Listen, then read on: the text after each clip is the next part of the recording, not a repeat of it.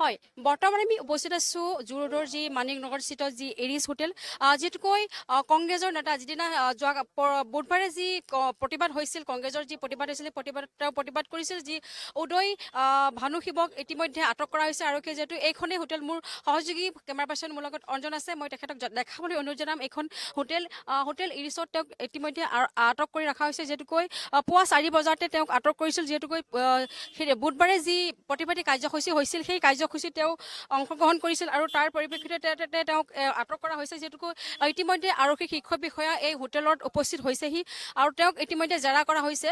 আৰু যিহেতুকৈ কিছু ইয়াৰে যি যুৱ কংগ্ৰেছৰ যি নেতা আছে, আমি তেওঁলোকৰ পৰা মন্তব্য ল'বলৈ চেষ্টা কৰিম। যিহেতুকৈ তেওঁলোকৰ সেই প্ৰতিবাদত যিহেতু মৃদুল ইছলাম নামৰ এজন অধিবক্তাৰ মৃত্যু আঁকোৱালি ল'ব লগা হ'ল। তেওঁলোকে যিহেতু এতিয়া পান্তে এতিয়া প্ৰতিবাদী হৈ আছে, সকলোৱে কি মন্তব্য কৰে, যিহেতুকৈ সকলোৰে আজি যিজন ভানু শিৱক যি আটক কৰিলে, এজন ৰাষ্ট্ৰীয় নেতাক, তেওঁলোকে কি ক'ব, এই বিষয়লৈ কি প্ৰতিক্ৰিয়া প্ৰকাশ কৰে, আমি জানিবলৈ পোনে পোনে চেষ্টা কৰিম। হয় দাদা, কি ক'ব এই বিষয়লৈ?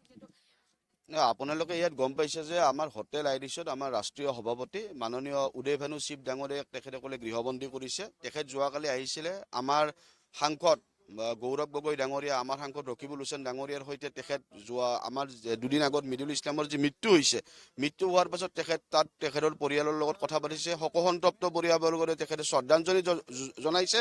আৰু আজিও দিনৰ ঠিক 11 বজাত মানৱেন্দ্ৰ শৰ্মা কমপ্লেক্সত সৰ্বধৰ্ম প্ৰাৰ্থনাৰ আয়োজন কৰা হৈছিল। মৃদুল ইছলাম ডাঙৰীয়া যাতে আত্মাই শান্তি লাভ কৰে। শদিয়াৰ পৰা ধুবুৰীলৈ আমাৰ যুৱ কংগ্ৰেছৰ সকলো ল'ৰাবিলাক আহি আছে। কিন্তু আমি পোৱা খবৰ অনুযায়ী হিমন্ত বিশ্ব শৰ্মা ডাঙৰীয়াৰ যি পুলিচ বাহিনীয়ে বিভিন্ন জেগাত আমাৰ যুৱ সতীৰ্থসকলক তেখেতসকলে আবদ্ধ কৰি ৰাখি আহিব দিয়া নাই। আমি হিমন্ত বিশ্ব শৰ্মা ডাঙৰীয়াক সুধিব বিচাৰো যে আপুনি অসমৰ মুখ্যমন্ত্ৰী হোৱাৰ উপৰিও আপুনি গৃহ বিভাগৰ মন্ত্ৰী, কি কাৰণে আপোনাৰ নেতৃত্বত আমি আচৰিত হৈছোঁ যে আপুনিও যদি অসমত ইমান উন্নয়ন হৈছে, আপুনি যদি এটাৰ পাছত এটা উন্নয়ন কাম কৰিছে, আজি কি কাৰণে যুৱ কংগ্ৰেছ সকলোৰে আপোনাৰ ভয় হৈছে? হিমন্ত বিশ্ব শৰ্মাই ভালকৈ জানে 2026 চনত এই যুৱ কংগ্ৰেছে হিমন্ত বিশ্ব শৰ্মা ডাঙৰীয়া শাসনৰ পৰা ওপৰলৈ পেলাব। হিমন্ত বিশ্ব শৰ্মা ডাঙৰীয়াক আমি কৈছোঁ, মৃদুল ইছলামৰ মৃত্যুৰ আজি 3 দিন হ'ল, কিন্তু মুখ্যমন্ত্ৰী এগৰাকীয়ে মৃদুল ইছলাম সম্পৰ্কে এটা কথাও কোৱা পৰিলক্ষিত হোৱা নাই। হিমন্ত বিশ্ব শৰ্মা ডাঙৰীয়াক আমি কৈছোঁ অতি শীঘ্ৰে মৃদুল ইছলাম ডাঙৰীয়াৰ শোকসন্তপ্ত পৰিয়াললৈ তেখেতৰ পত্নীৰ ওচৰত ক্ষমা খুজা উচিত। এইকাৰণে কৈছোঁ যে গণতান্ত্ৰিক প্ৰতিবাদৰ ভাষা বুজি নোপোৱা এইখন বিজেপি চৰকাৰে আৰু এইজন হিমন্ত বিশ্ব শৰ্মাই যি হিটলাৰী শাসনৰ প্ৰচলন কৰিছে। মানুহে আপোনাৰ আজিৰ তাৰিখত কথা কোৱাৰ যি অধিকাৰ, এই অধিকাৰ এই হিমন্ত বিশ্ব শৰ্মা ডাঙৰীয়াই নাইকিয়া কৰিছে। আমি যুৱ কংগ্ৰেছে ক'ব বিচাৰিছোঁ যে আজি যি মানৱেন্দ্ৰ শৰ্মা কমপ্লেক্সত আমি যি সৰ্বধৰ্ম প্ৰাৰ্থনা যি আয়োজন কৰিছোঁ, হিমন্ত বিশ্ব শৰ্মা ডাঙৰীয়াই যিমানেই তেখেতে চেষ্টা নকৰে কিয় এই সৰ্বধৰ্ম প্ৰাৰ্থনা তেখেতে বিফল কৰিব নোৱাৰে। আমি সকলোৱে একগোট হৈছোঁ আৰু আজি আমি দৃঢ় প্ৰতিজ্ঞ যে 26 হিমন্ত বিশ্ব শৰ্মা ডাঙৰীয়াক দিছপুৰৰ পৰা আমি যুৱ কংগ্ৰেছে ইয়াৰ পৰা খেদিম, এই কথাটো নিশ্চিত। তেওঁ ঘোষণা কৰিছে যে কোনো ধৰণৰ প্ৰতিবাদ বা শ্লোগান কৰিব নোৱাৰে। তেনে ক্ষেত্ৰত যিহেতু ভূপেন বৰাই কৈছে যে তেওঁলোকে প্ৰতিবাদ আগুৱাই নিব, কি ক'ব এই ক্ষেত্ৰত? আপুনি চাওক যে এখন গণতান্ত্ৰিক দেশত আমি বসবাস কৰোঁ। উদয় ভানু শিৱ ডাঙৰীয়া কি তেখেত টেৰৰিষ্ট নেকি যে তেখেতক এনেকৈ গৃহবন্দী কৰিব লাগে নেকি? ৰাষ্ট্ৰীয় সভাপতি এজন আহিছে, যুৱ কংগ্ৰেছৰ সভাপতি, অসম প্ৰদেশ যুৱ কংগ্ৰেছৰ সভাপতি ৰাতিপুৱা 6 বজাত অহাৰ পাছত হিমন্ত বিশ্ব শৰ্মা ডাঙৰীয়াৰ পুলিচ বাহিনীয়ে তেখেতক আবদ্ধ কৰি ৰাখিছে।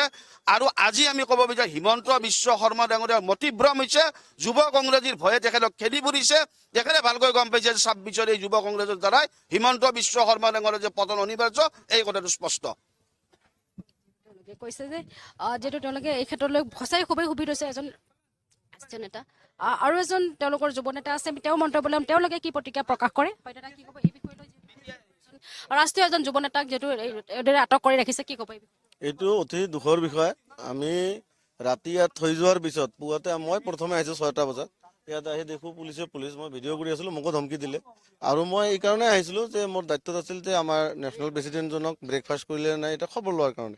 আমি যেতিয়া খবৰ ল'ব আহিলোঁ তেতিয়া আহি দেখোঁ যে ইয়াত চাৰিওফালে পুলিচ ঘূৰি মানে ঘেৰাও কৰি ৰাখিছে। আমি কি হৈছে কয় যে আপোনালোকৰ নেতাক আমি গ্ৰেপ্তাৰ কৰিম। কিয়? কোনো কাৰণ নাই, এনেই। এইটোৱেই কাৰণ। আমি যেটো গম পালোঁ যে আমাৰ নেতাজনক যদি গ্ৰেপ্তাৰ কৰে ভাবিছে যে আৰু প্ৰগ্ৰাম নহয়, এখেতসকলে ভয় খাই যাব। কিন্তু আমাৰ যুৱ কংগ্ৰেছে কেতিয়াও ভয় নাখায়। যুৱ কংগ্ৰেছে আজিৰ যুৱ কংগ্ৰেছ কালিৰ ভৱিষ্যত, গতিকে যুৱ কংগ্ৰেছে যদি ভয় খায় দেশখন তেনেকৈ চলিব।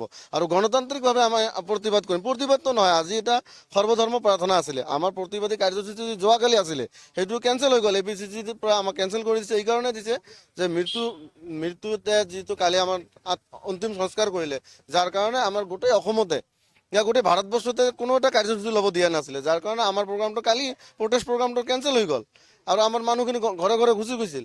আজি আমি যিখিনি গুৱাহাটীতে আছোঁ সেইখিনি লৈ এটা সৰ্বধৰ্ম প্ৰাৰ্থনা আয়োজন কৰাৰ কাৰণে মানৱেন্দ্ৰ কমপ্লেক্স আমাৰ নিজৰ ঠাইটো কংগ্ৰেছৰ সম্পত্তি, তাতে আমি সেই প্ৰাৰ্থনাটো কৰিবৰ কাৰণে আজি আয়োজন কৰিছিলোঁ। কিন্তু এইটোও যাতে নহয় তাৰ কাৰণে হিমন্ত বিশ্ব শৰ্মাৰ পুলিচ বাহিনীয়ে আমাকো ঘেৰাও কৰি ৰাখিছে বা আমাৰ নেতাক ঘেৰাও কৰি ৰাখিছে আৰু প্ৰগ্ৰামটো যাতে নহয় তাৰ কাৰণে বিভিন্ন ধৰণৰ ৰণ কৌশল তৈয়াৰ কৰি আছে। কিন্তু আমি সেইটো প্ৰগ্ৰাম কৰিম, যদি আমাক তাতে জেলত যাব লাগে, গুলি খাব লাগে, আমি খালেও ৰাজি আছোঁ, কিন্তু আজি প্ৰগ্ৰাম হ'ব। কাৰণ এইটো বহুত অসমৰ কাৰণে এটা দুখৰ বিষয় যে এজন মানুহক গুলি কন্দুৱা গেছ দি মৃত্যু হোৱাৰ পিছতো অসম চৰকাৰৰ ফালৰ পৰা কোনো এজন মন্ত্ৰী, চিফ মিনিষ্টাৰে এতিয়ালৈকে এটা দুখ প্ৰকাশ কৰা নাই, তাৰ প্ৰতিবাদো আমি কৰা নাই। কিন্তু আমি তাৰ আত্মাৰ সদগতিৰ কাৰণে, আত্মাৰ যাতে শান্তি পায়, তাই যাতে জান্নাত পায়, তাৰ কাৰণে আমি আজি সৰ্বধৰ্ম প্ৰাৰ্থনা মাতিছোঁ, বিভিন্ন পূজাৰীক মাতিছোঁ, মৌলানাক মাতিছোঁ, কিন্তু এইটোও কৰিব নিদিয়ে অসম চৰকাৰে। গতিকে আমি অসম চৰকাৰক ধিক্কাৰ দিছোঁ আৰু যদিও নিদিয়ে আমি এই প্ৰগ্ৰামটো আজি কৰিম। যিটো তেওঁলোকে কৈছে যে 5 জনৰ ওপৰত থাকিব নোৱাৰিব মানুহ একেলগে। 5 জনৰ ওপৰত থাকিব নোৱাৰিলে নিজে মনে কৰা আইন এটা, ইমান কিয় ভয় খায়? অসম চৰকাৰে যদি ইমান ভাল কাম কৰিছে, অসমৰ ৰাইজে যদি তাক ভালে পায়, অসম চৰকাৰখনক যদি ভাল পাই আছে, আপোনালোকে কোনোবাই মৌনব্ৰত কৰিব, কোনোবাই সৰ্বধৰ্ম প্ৰাৰ্থনা, তাতো কিয় ইমান আৰোপ, ইমান কিয় বাধা নিক্ষেপ কৰি আছে? গতিকে এইখন চৰকাৰ ৰাইজৰ সন্মুখত ফেইল হৈ গৈছে আৰু এই চৰকাৰে সেইকাৰণে ভয় ভাবুকি দেখাই মানুহে যাতে ৰাজপথত ওলাই নাহে, মানুহে যাতে কোনো এটা চৰকাৰৰ বিৰুদ্ধে মাত নামাতে, যাৰ কাৰণে বিভিন্ন ধৰণৰ ৰণ কৌশল তৈয়াৰ কৰি আছে। হয়, তেওঁলোকে কৈছে যে তেওঁলোক ক্ষোভিত, যিহেতু এজন মিজুল ইছলামৰ তেওঁলোকে বহুত ক্ষোভিত হৈছে এই লৈ। কিন্তু তেওঁলোকে আজি কৈছে যে তেওঁলোক বহুত মানুহ মিল হ'ব, তেওঁলোকে তেওঁ কাৰণে যি পূজা পাতল কৰিব। তেওঁলোকে কৈছে যে ইতিমধ্যে তেওঁক সমবেদনা দিবৰ কাৰণে সকলো একগোট হ'বহি। আৰু যিহেতু যোৱাকালি তেওঁলোকে এই কাৰ্যসূচী আছিল, কিন্তু তেওঁলোকে সেই কাৰ্যসূচী নহ'ল।